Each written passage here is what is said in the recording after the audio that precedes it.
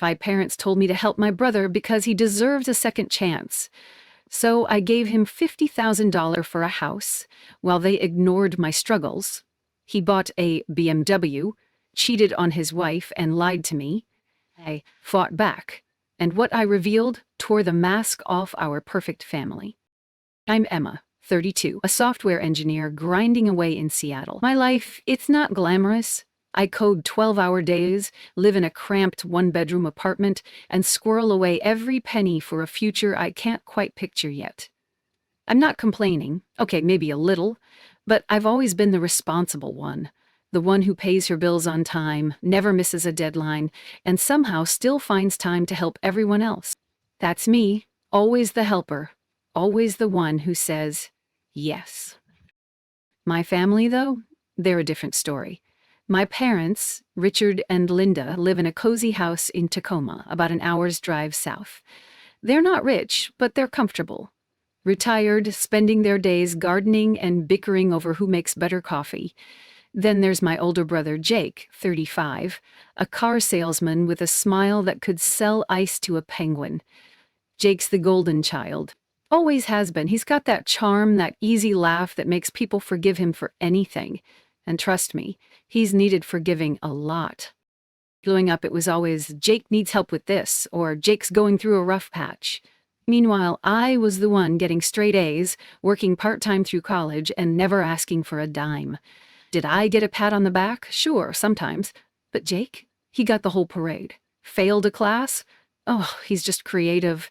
Crashed his car. Boys will be boys. It's not that I'm jealous. Okay, maybe a little, but it's hard not to notice when you're always playing second fiddle. So last year when Mom called me up, her voice all soft and pleading, I should have known trouble was coming. Emma, honey, she said, Jake's found this great house. It's perfect for him and Sarah. Sarah's his wife, sweet but quiet, always in Jake's shadow. They just need a little help with the down payment. You're doing so well, sweetheart. Can you help your brother out? I froze, phone pressed to my ear, staring at my kitchen counter. $50,000. That's what they wanted. $50,000. I'd been saving for years. Every overtime shift, every skipped vacation, every cheap takeout dinner instead of eating out. That money was my safety net, my dream of maybe owning a place someday, of not living paycheck to paycheck. And they wanted me to just hand it over. Mom, that's a lot of money, I said, my voice tight. Oh, it's family, she cut in like that word was a magic wand. Jake will pay you back. He's got a good job now. It's just a loan. I wanted to say no. I should have said no, but then Dad got on the phone all serious, saying, Emma, we're counting on you. Jake's finally getting his life together. Don't you want that for him? And there it was. The guilt trip, the same one they'd used my whole life. I'm the reliable one, the one who doesn't let the family down. So I said yes. I wired the money to Jake's account the next day. $50,000, gone in a click. My hands were shaking as I hit send, but I told myself it was fine. Jake would pay me back. Mom and Dad promised they wouldn't lie to me, right? They're my parents. Family doesn't do that. Weeks passed. Then months. I'd ask Jake about the house, about the repayment plan. Oh, it's coming along, he'd say, flashing that grin. Don't worry, sis, I got you. But he never had me, not really. I'd call Mom, hoping for answers, and she'd change the subject. How's work, Emma? You sound tired. Was I crazy for worrying? Was I being selfish? One night I was scrolling through Instagram trying to unwind after a brutal day of debugging code. That's when I saw it. Jake's latest post, a shiny cherry red BMW parked in front of a bar. Living the dream, the caption read with a winking emoji. My heart stopped. A car? A freaking car? That wasn't a house. That wasn't my money going to anything remotely responsible. I called him. Straight to voicemail. I texted, Jake, what's with the car? Where's my money? No response. I called Mom, my voice shaking. Emma, calm down, she said, like I was overreacting. Jake needed a reliable car for work. It's an investment. An investment. I wanted to scream. That was my money, my future, and they were acting like it was no big deal. Mom, you said it was for a house, I said, my voice breaking. You promised he'd pay me back. We're family, Emma, she said, her tone sharp now. You don't keep score with family. I hung up, my hands trembling. Family. That word again. It felt like a slap. I sat there, staring at my laptop, the glow of the screen burning my eyes. Had I been naive? Had I been played? My whole life, I'd done everything right, worked hard, sacrificed, said yes to keep the peace. And for what? To be the family ATM? To watch Jake get away with everything again? I couldn't sleep that night. My mind kept racing. Was this who they were? My own parents lying to my face? And Jake grinning like he'd won the lottery with my money? I felt like an idiot. Like the one person in the family who didn't get the memo that Emma's supposed to shut up and pay up. But something else was stirring in me too. Anger. Not the loud, yelling kind, but the quiet, burning kind. The kind that says, enough.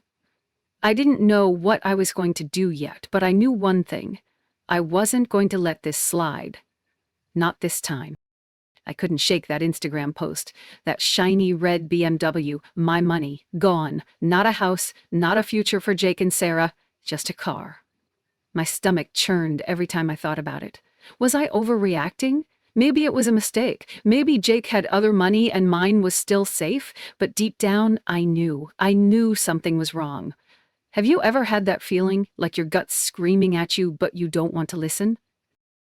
I started digging, subtle at first. I texted Jake again, keeping it light. Hey, how's the house hunt going? Got any updates on my loan? No reply. Not even a read receipt. I called Sarah, thinking maybe she'd know something.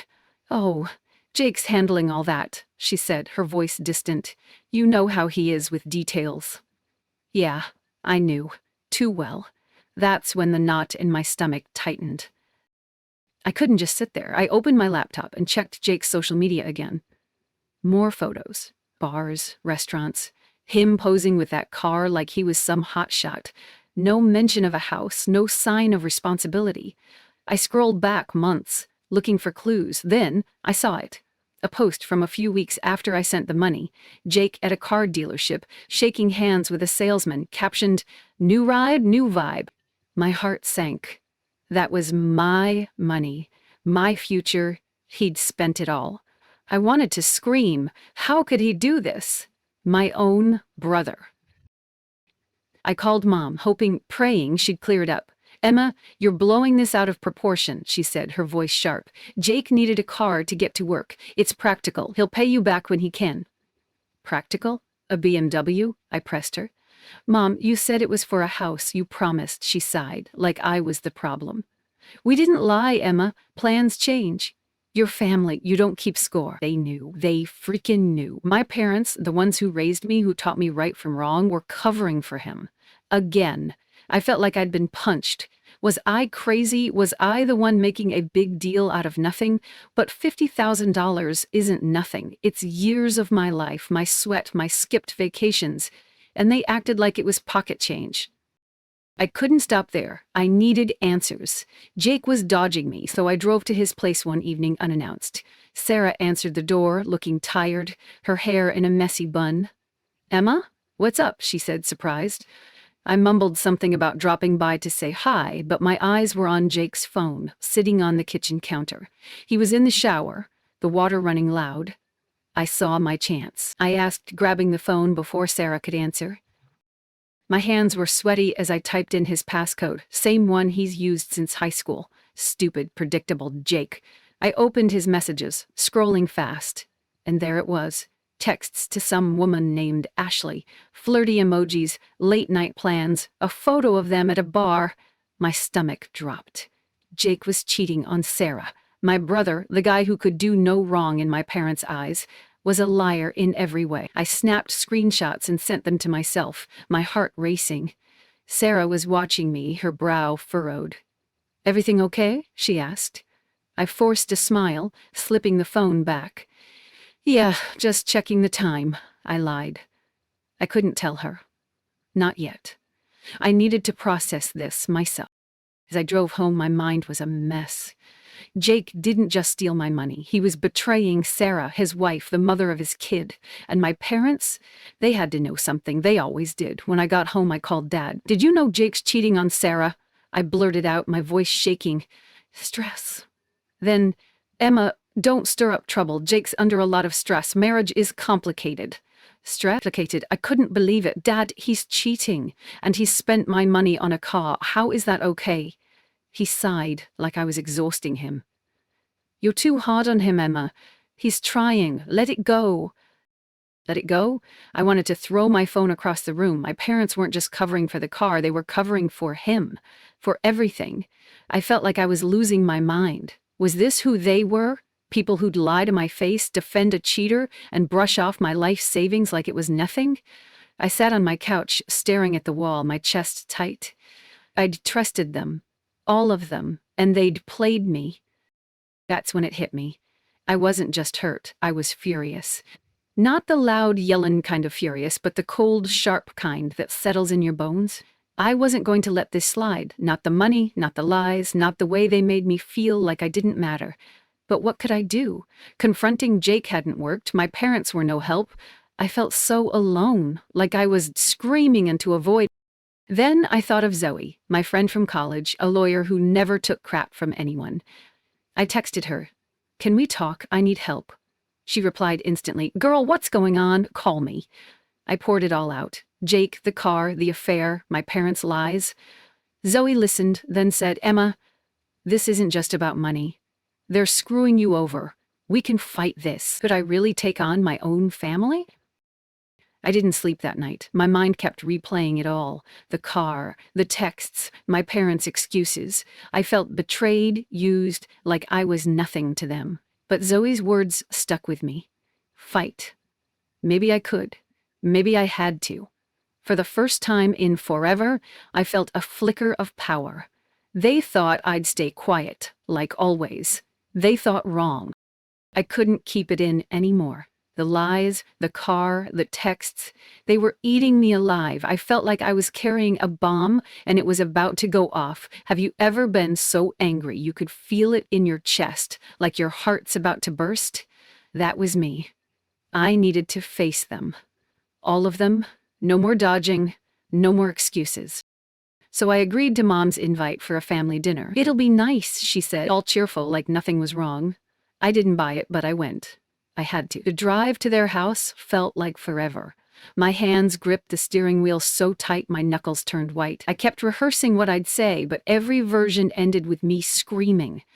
I didn't want to scream. I wanted answers. I wanted them to see me, not the responsible one, not the family ATM, but me.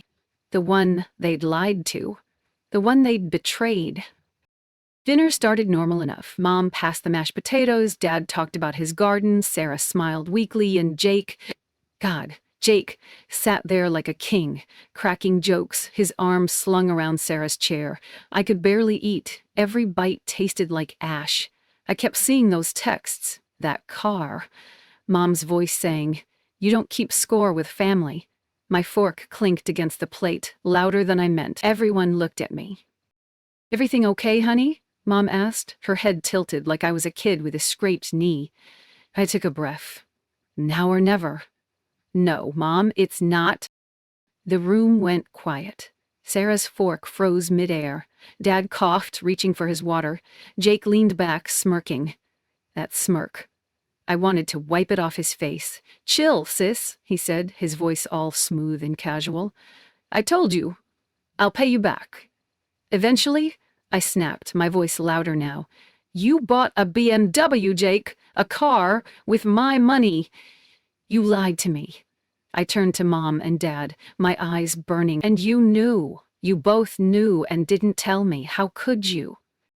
Mom's face tightened. "Emma, lower your voice. You're making a scene." "A scene?" I laughed, but it wasn't funny. "You think this is a scene? You lied to my face. You said it was for a house and now it's a car. What else are you hiding?" I couldn't stop. The words poured out, sharp and raw. "And Jake, don't even get me started. I saw you're cheating on Sarah, and you think that's okay?" Sarah gasped, her hand flying to her mouth. Jake's smirk vanished. "What the hell, Emma? he barked, slamming his hand on the table. "You're snooping through my phone now? That's low." "Low?" I shot back. "You're cheating on your wife. You spent my life savings on a car, and you're calling me low?" I turned to Sarah, my voice softening. "I'm sorry. I saw the texts. You deserve to know." She just stared at Jake, like she was seeing him for the first time. Dad cleared his throat. "Emma, you're blowing this out of proportion. Jake's under stress, marriage is complicated, and the money, family shares everything." "You don't get it." I felt like I'd been slapped. "Family shares everything," I repeated, my voice shaking. "So I'm supposed to just give up everything I worked for? My savings, my future, just because Jake's the favorite? Because he's always been the favorite?" I looked at Mom, hoping for something, anything to prove me wrong. She wouldn't meet my eyes. "Emma, you're being selfish," she said, her voice cold. "You've always been so hard on your brother. He's trying." I stood up, my chair scraping the floor. "Trying? He's a liar, a cheater, and you're defending him." I looked at all of them, Mom, Dad, Jake, Sarah's tear-streaked face. "I gave you everything, my trust, my money, my heart, and this is what I get? Lies? Excuses?" Jake rolled his eyes. "You're so dramatic. Just chill. I'll figure out the money thing." "No, Jake," I said, my voice low now, dangerous. "You won't figure it out. I'm done. Done with your lies, done with this family acting like I don't matter." I grabbed my purse, my hands trembling. "I want my money back. All of it. Or I'm taking this further." Mom gasped. "Emma, you wouldn't dare. We're your family." "Family?" I said, turning at the door. "Family doesn't do this. You're not my family, not anymore." I walked out, the door slamming behind me. The night air hit my face, cold and sharp, but I felt alive, free, like I'd been holding my breath for years and finally let it out. I drove home in a daze, my mind racing. Had I just done that? Had I really walked away? Part of me wanted to turn back, to apologize, to smooth things over like I always did.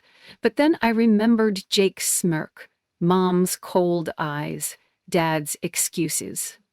No, I wasn't going back. Not this time. When I got to my apartment, I sat on the couch staring at my phone. Zoe had texted. "How'd it go?" I didn't know how to answer. I felt empty, but also lighter, like I'd shed something heavy. I'd shed up for myself. For once, I'd said no, but now what? They weren't going to just hand over my money. Jake wasn't going to suddenly grow a conscience. And my parents? They'd chosen their side. I texted Zoe back. "It was a disaster. I need your help." Her reply came fast. "I'm here. Let's make them pay." I didn't know what that meant yet, but her words lit a spark in me. I wasn't alone. And I wasn't done, not by a long shot. I woke up the next morning with a fire in my chest, not the burning rage from dinner, but something sharper, steadier. Resolve. I wasn't going to let them walk all over me anymore. Have you ever hit that point where you're just done, where you realize you've been too nice for too long? That was me. I wasn't the pushover sister anymore. I was done playing nice. Zoe came over that afternoon, a bottle of wine and her laptop in tow. "Okay," she said, plopping onto my couch. "We're getting your money back, and we're doing it right." She wasn't just my friend, she was a lawyer, sharp as a tack, and she'd seen enough family drama to know how to handle this. I poured us both a glass, my hands still shaky from last night, and we got to work. First, we pulled every piece of evidence I had, the bank transfer receipt for $50,000, Jake's Instagram post with that stupid car, the texts I'd screenshotted proving he'd lied about the house. Zoe's eyes lit up as she scrolled through my phone. "This is gold, Emma," she said, her voice steady. "He can't wiggle out of this. Not with this paper trail." Paper trail. I liked that. It felt official, like I wasn't just whining. Zoe explained the plan. A civil lawsuit for breach of contract. The money was a loan, not a gift, and I had Mom's texts promising repayment to prove it. Plus, we'd tack on interest, legal interest, the kind that stings. "You're not just getting your money back," Zoe said, grinning. "You're teaching them a lesson." A lesson, that word stuck with me. They needed to learn that I wasn't invisible. Not anymore. We spent days digging deeper. Zoe had me pull bank statements showing how I'd drained my savings for Jake. I found emails from Mom, vague but damning, where I was the villain for wanting what was mine. Dad's texts were, "Drop this, Emma. You're tearing us apart." I didn't reply. What was there to say? They'd chosen Jake. Again. One night, Sarah called. I braced myself, expecting her to beg me to stop too, but she was quiet, her voice soft. "I saw the texts," she said. "You were right. About everything." I could hear her crying and my heart broke for her. "I'm not mad at you," she said. I don't know what to do." I stared at my phone, feeling a pang of guilt. But this wasn't about Sarah. It was about me, about what I was owed. Zoe filed the lawsuit the next week. I'll never forget the moment I signed the papers. My hand shook, but not from fear, from power. For the first time, I felt in control. "We're asking for 60,000, Zoe said, tapping her pen on the table. "Your original 50, plus interest and court fees." 60,000. It sounded unreal, but she was confident, and if he doesn't, the court will make him. Jake's response was predictable. He texted me a novel full of excuses. "You really suing me, your own brother, over a loan?" I didn't reply. He called, left voicemails. "Come on, sis, let's talk this out. Don't drag us to court." Talk it out? Like he'd talked out cheating on his wife? I deleted every message. Mom showed up at my apartment one evening unannounced. I opened the door and there she was, arms crossed, eyes red. "Emma, this has to stop," she said. "You're destroying our family." I stood my ground, my voice calm but firm. "No, Mom, you destroyed it when you lied to me, when you let Jake take everything." She flinched, but I kept going. "I trusted you, all of you, and you used me." "I'm done." She cried, begged me to drop the case. "Jake's struggling," she said. "He needs that car for work." I almost laughed. "Struggling? With my money?" I shook my head. "He can struggle without my savings. I want what's mine." She left, tears streaming, but I didn't feel guilty. Not anymore. I felt strong. Zoe prepped me for court like a coach before a big game. "He'll try to charm the judge," she warned. "But we've got the evidence. Stick to the facts." I nodded, memorizing every detail. Dates, amounts, promises broken. I wasn't just fighting for money anymore. I was fighting for me, for every time I'd been ignored, dismissed, taken for granted. Have you ever felt like you're finally standing up for yourself after years of staying quiet? That's what this was. The night before the hearing, I couldn't sleep. My mind kept replaying that dinner, Jake's smirk, Mom's cold eyes. But then I thought of Zoe, of the screenshots, of the truth on my side. They thought I'd back down. They thought I'd stay the good daughter, the one who always says yes. They were wrong. I wasn't just fighting for $60,000. I was fighting for my worth. And I was ready. The courtroom was quieter than I expected. No dramatic music, no shouting lawyers, just a judge with tired eyes and a stack of papers. I sat next to Zoe, my hands folded tightly in my lap, trying to keep my nerves in check. Jake was across the room, no smirk this time, just a clenched jaw and a cheap suit. My parents weren't there. I didn't know if that hurt more or less. Have you ever sat in a room waiting for your life to change and felt like you were holding your breath? That was me. Zoe presented our case like a pro. The bank transfer, the texts, the Instagram post with that stupid car. For once, he wasn't charming his way out. When it was my turn to speak, my voice shook at first. "I trusted my family," I said, looking at the judge, not Jake. "I gave them everything I had. They lied, they used me." I didn't cry. I wanted to, but I held it together. Zoe squeezed my hand under the table. The judge didn't say much, just nodded and scribbled notes. Jake's turn came, and he mumbled some excuse about needing the car for work. It sounded weak, even to me. The ruling came fast. The judge didn't mince words. "A loan is a loan," she said. "The defendant will repay the plaintiff $60,000, including interest and court fees." My heart stopped. 60,000. I'd won. Jake's face went pale, his shoulders slumping. He had to sell the car or figure it out. I didn't care how. It wasn't my problem anymore. I walked out of the courtroom feeling light, like I'd been carrying a boulder, and finally set it down. Zoe hugged me, grinning. "You did it," she said. "You fought and you won." I smiled, but it was bittersweet. I'd gotten my money back. But my family? That was gone. Maybe it had been gone for a long time, and I was just seeing it now. The weeks after were quiet. Jake sold the car to cover the judgment, but I didn't hear from him. Not a word. Mom texted once, a short message. "I hope you're happy now." I didn't reply. What could I say? Happy? I wasn't happy. I was relieved, maybe, but not happy. Dad didn't reach out at all. Sarah sent a long email thanking me for telling her the truth about Jake. She was leaving him, starting over with their kid. I wrote back, wishing her strength. She deserved better. I used the money to move to a new apartment, a small one-bedroom but with big windows and a view of the city. It felt like a fresh start. I threw myself into work, taking on new projects, even mentoring a junior coder who reminded me of myself a few years ago. Zoe and I started having weekly dinners, sometimes with her girlfriend, sometimes with other friends I'd drifted from during all this mess. They became my family.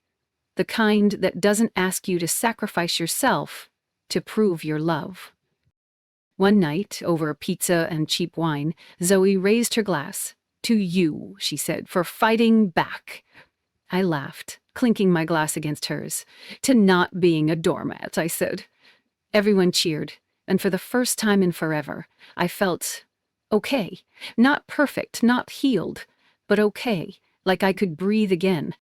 Looking back, I realized something. Family isn't just blood. It's the people who see you, who respect you, who don't treat you like a means to an end. I'd spent my whole life trying to be the good daughter, the one who never made waves. But what did that get me? Lies, betrayal, a brother who thought my life savings were his to burn, parents who chose him over me every time. It wasn't angry anymore, not like before. I was done begging for their love, done proving my worth. I still think about them sometimes. Mom's garden, Dad's bad coffee, Jake's stupid grin. I miss the idea of them, the family I thought we were. But I don't miss the reality. I don't miss feeling invisible, like my needs didn't matter. I learned something through all this. You can't make people value you. You can only value yourself. And I do, now, more than ever. I kept the screenshots, the court papers, tucked away in a folder on my laptop, not to dwell on them, but as a reminder. I'm not that girl anymore, the one who says yes to keep the peace. I'm the one who fights for what's hers, who stands up even when it hurts, even when it costs her everything. Was I wrong to sue my brother? To walk away from my family? Some days I wonder, but most days I know I did what I had to. I chose myself, and honestly, I'd do it again. What do you think? Have you ever had to cut ties to save yourself? I'm all ears. If this hit close to home, hit subscribe, drop a comment, and let's talk. I'm here, and I listen.